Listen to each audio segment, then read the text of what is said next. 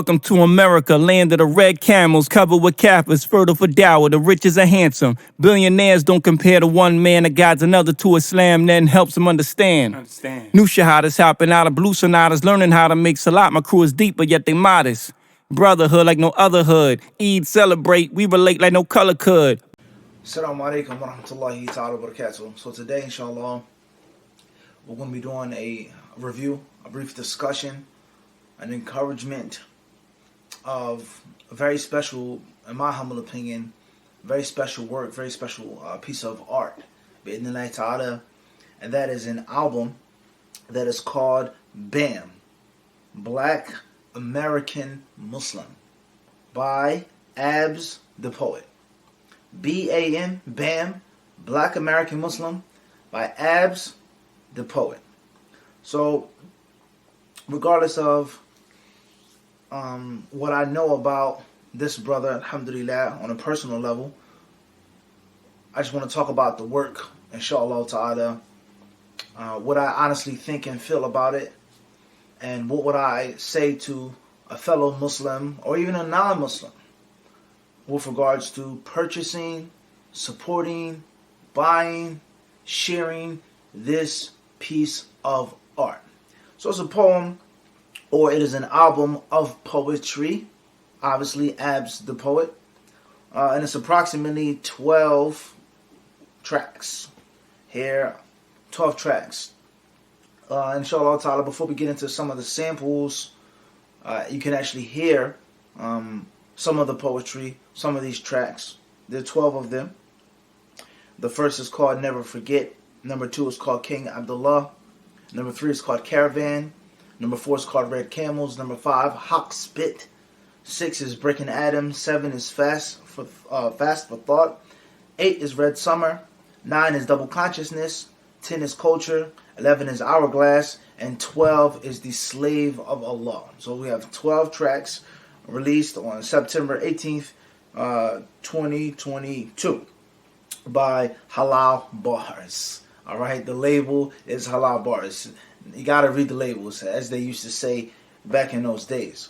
Alright, so it's under the category of spoken word, which we could simply call poetry. Poetry, spoken word, give or take. A few things that I wrote down, a few of my ideas, a few of my thoughts, a few of my feelings with regards to this this album. First and foremost are the main themes of this album. The main themes, alright? Obviously, is consciousness and awareness. Consciousness and awareness. And back in those days, there was a thing, or there was a subgenre within hip-hop or within rap, which was called conscious rap, in which many rappers and many artists weren't speaking about women, drugs, or alcohol, guns, cars, chains, watches, so on and so forth, in a romanticizing, sensationalizing type of manner.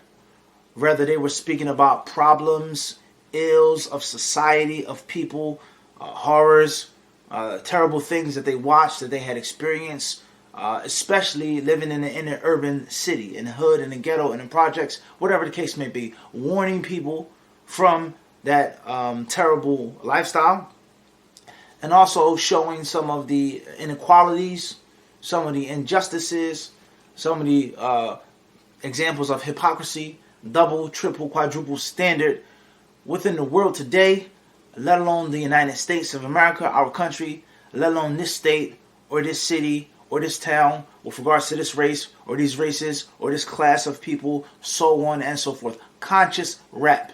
Rappers speaking on things that many people in society ignore, act like they don't exist, ignore the well in the room or the elephant in the room, so on and so forth.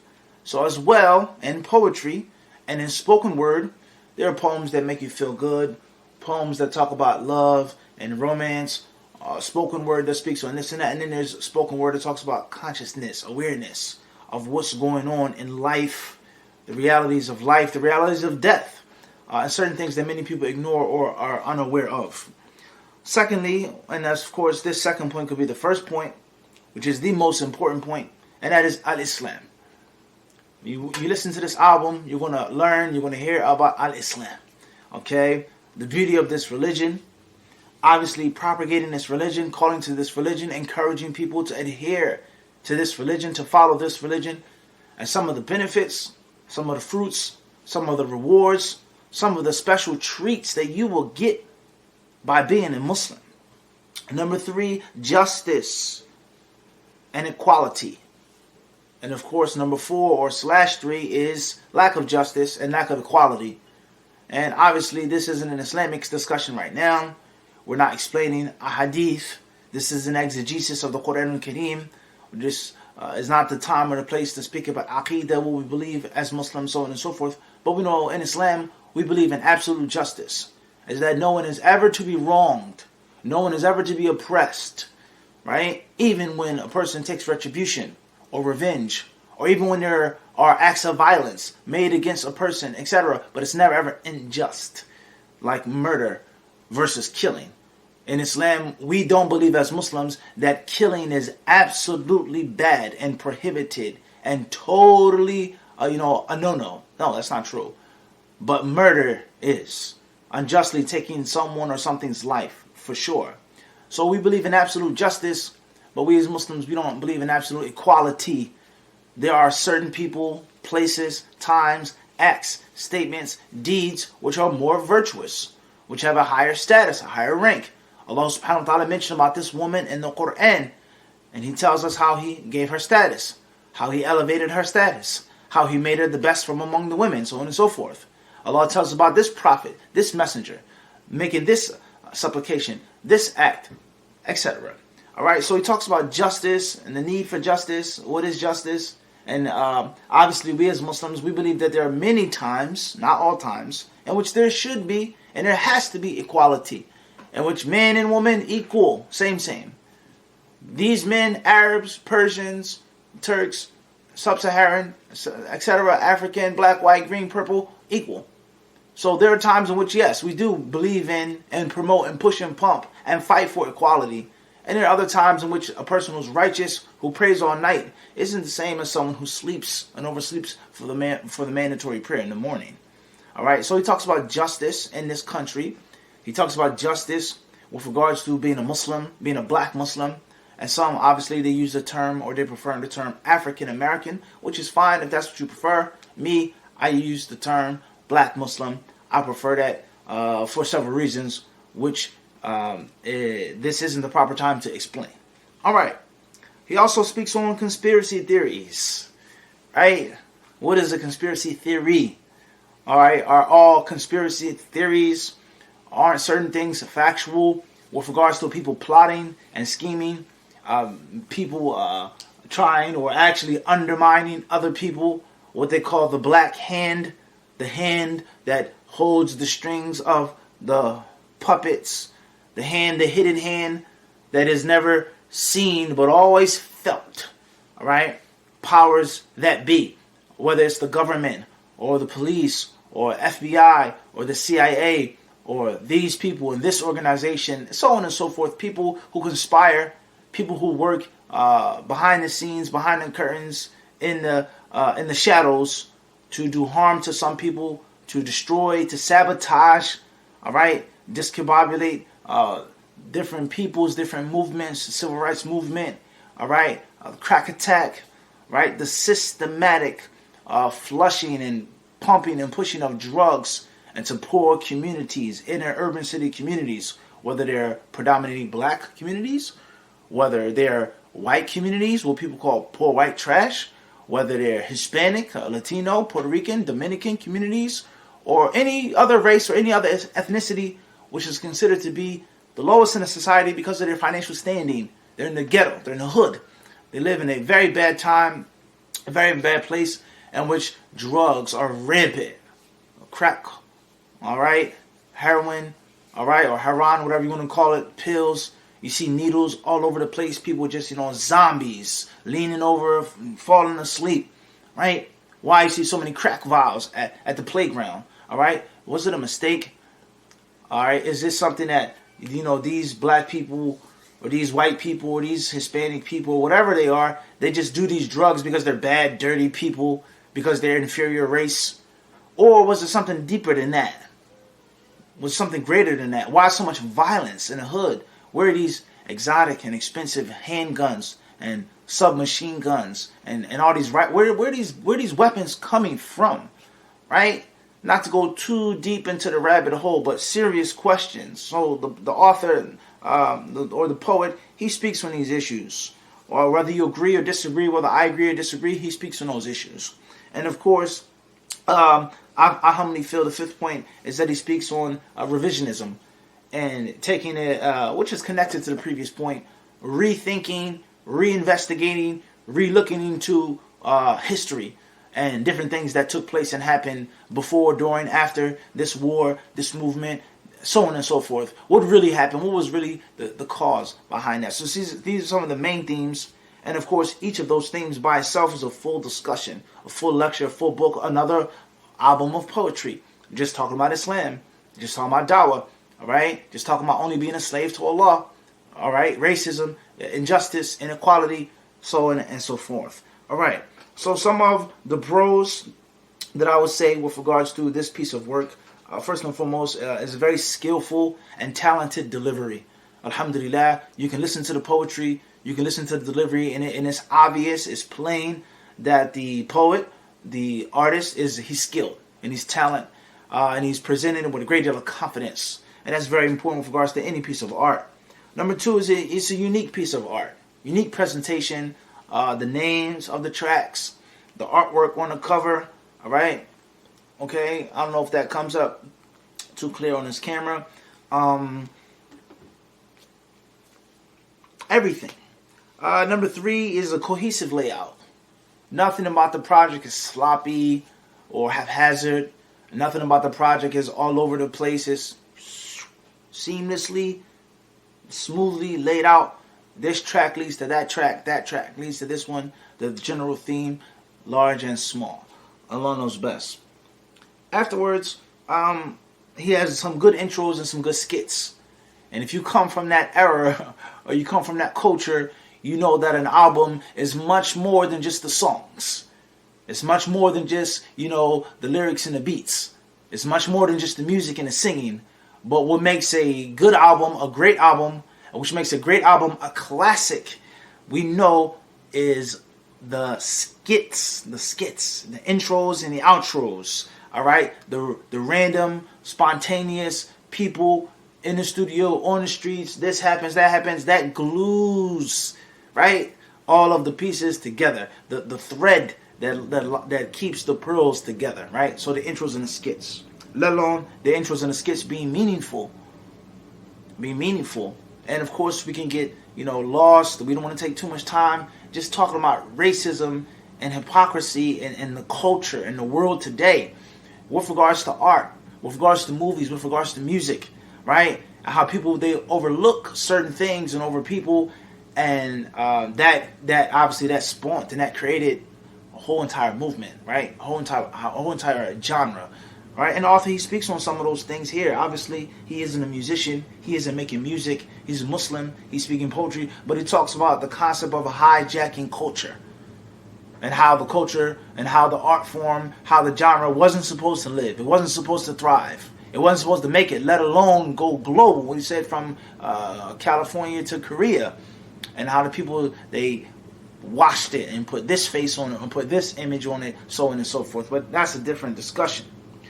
Also, what I admire is that he speaks on urban culture, and the artist, he doesn't appear or seem to be apologetic to be from the inner urban city, the hood, whether that's Brooklyn, whether that's Philly, whether that's, wherever you come from, wherever your hood is, whatever urban city that you come from, being, accepting what you are and who you are, and not being ashamed of that or for that.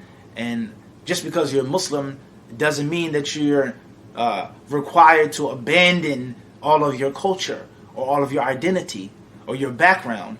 And obviously that's a long discussion with regards to the superiority and the inferiority complexes. And it's not just a black and white thing, but an Arab thing, or Desi Indo-Pak type of thing. A person becomes a Muslim, accepts Islam, And he's taught and told that you got to get rid of everything, starting with your name, your dress, your food, your style, your clothing, the way you walk, the way you talk. Kullu shay. It's jahiliyyah, it's haram, it's evil, it's ugly, and you have to adopt an entirely new set of principles and rules and practices of someone else's foreign culture. And what you look at, a lot of it, and one could say most of it, isn't even Islamic. And once again, it's nothing against Arab people or white people. It could be from people from Ivory Coast. They come from Gambia, West Africa. Their skin is darker than yours, right? Rich, pure African, and they'll look down upon a Muslim who's black, who's from the inner urban city, and you have no culture. And your culture is haram. You have to get rid of this. You can't eat this. You have to eat, whatever dish. I don't want to go too far off track. Whatever dish is called, whatever type of bread or right, or porridge or couscous or lamb or fish, and baked macaroni and cheese, fried chicken, so on and so forth. No, that's you have to get rid of all of that. There's no such thing as soul food. There's no such thing as wearing this or dressing like this or playing around and no. And that's a problem. And obviously that's incorrect in Islam. Islam doesn't wish to strip a person from everything from his culture. Certain cultural practices, yes. But if you want to get serious and you want to be real and honest and transparent, let us use the invasive probe of Islam. All right, let us shine that bright light of the Deen on the Sunnah on all of your cultural practices, and let's see how many of them are against Islam, are against the Sunnah, are against the Quran, right? But we're not here to discuss all of that right now. Integration, which goes with the next point, urban, but at the same time, intelligent, enlightened, okay, rough but gritty.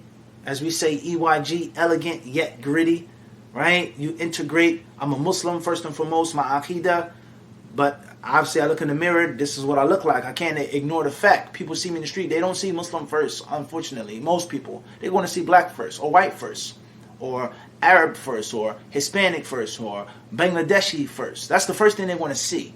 Then maybe they'll look at Islam. And alhamdulillah, there are many Muslims from all different races and all different backgrounds. They look at Islam first. And they, I could tell you 1,000 stories of me walking down the street, minding my business, and a guy comes up to me and bear hugs me, literally squeezes the life out of me from another country. Alhamdulillah, you're Muslim. I'm so happy to see you. Or some guy says, you speak Arabic, you say some Arabic, he's happy. Or this lady walks up to you. So we don't broad brush. Everybody's not like that, but we're talking about the majority, unfortunately. All right. Double standard of the system, as we spoke on, with regards to the criminal system. With regards to, drug abuse, this drug is a drug only used by these people, and those people that, they don't use drugs, they don't smoke, they don't get high, they don't drink alcohol. It's just only these kind of people or this race, only they do that kind of stuff. That's a problem. Let alone with regards to the different faiths and different religions. Islam's a religion of terror and killing and violence. Only Muslims kill, right? Okay, sure, no problem. So who invented those bombs? Who's the first suicide bomber? Right? Who's the first kamikaze bomber? Who's the first political terrorist? Was it in the lands of Islam? Who's the first person to introduce this bomb into this country in Palestine? Was it the Muslims? Was it the Arabs? If you read your history, you'll be shocked what you'll find. So the double standard that people have, no one ever associates blowing things up with Christianity or with Catholicism or with Judaism or Zionism or with Protestantism, right? But when a Muslim supposedly does it, or a person from this country, it's Islamic terrorism. It's Islamic violence. It's radical Islam. Okay, well, let's call this radical Catholicism. We never hear those terms. Or in Northern Ireland, right, versus Southern Ireland. We never hear those terms, the IRA. You never hear someone saying radical Protestantism, radical Christians. You'll never hear those terms. You never hear radical Hindus, Hindu violence. It's just, they blew up the hotel. But the Muslims do it, and it's Islamic. That's hypocrisy once again, right? So the poet, he speaks about all of these different things, and we all know the power and the strength of poetry and the poets. As Allah subhanahu wa ta'ala, He tells us in the Quran Al-Kareem, is an entire surah. This has the title of the poets, the shu'ara. So let's take a sample, inshallah, really quick. The Muslims back, the kids are those who came to clean up crack. The reason Fulton Street is seen on maps. Down table, we can speak all facts. Ready to die for the cause, big or small, didn't need all that. 9/11, been a minute since we seen all that. Never forget slavery, oh, you ain't mean all that. All men created equal, didn't read all that. 40 acres, didn't see all that. King Abdullah. Forget Gucci, this tribe of Geechee. Mansa Musa rap, bars and mystery. All from Mali, I been in Togo. Black now, watch the way I flow though. Bullet time, rewind, watching slow-mo.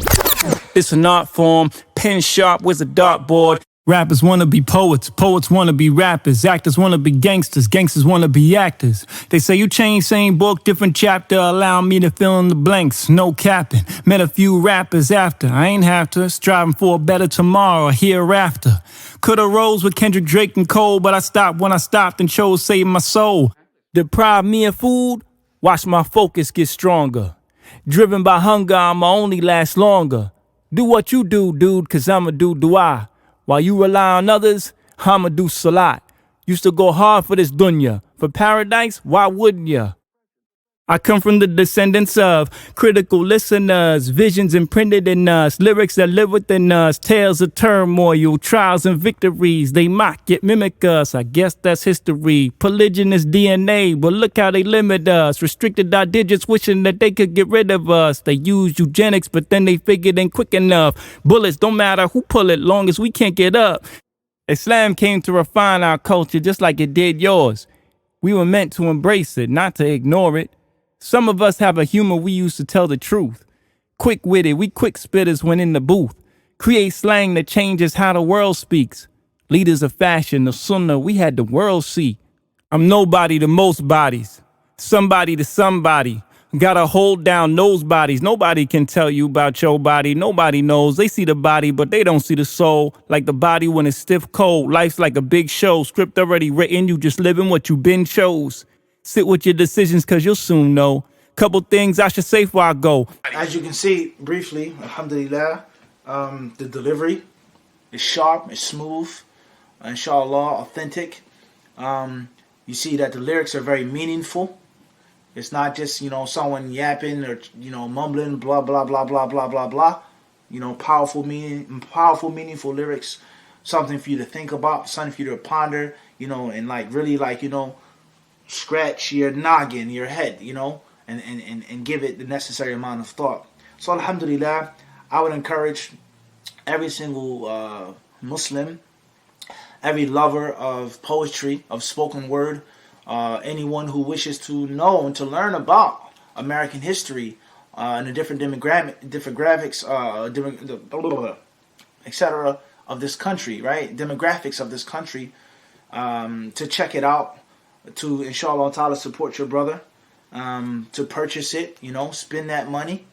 And of course, it's very important to support any artist, giving the artist the ability to be free, giving the artist the ability to be independent, and by Allah's permission, allowing the artist to do what the artist is supposed to do, and that's to make and create more art.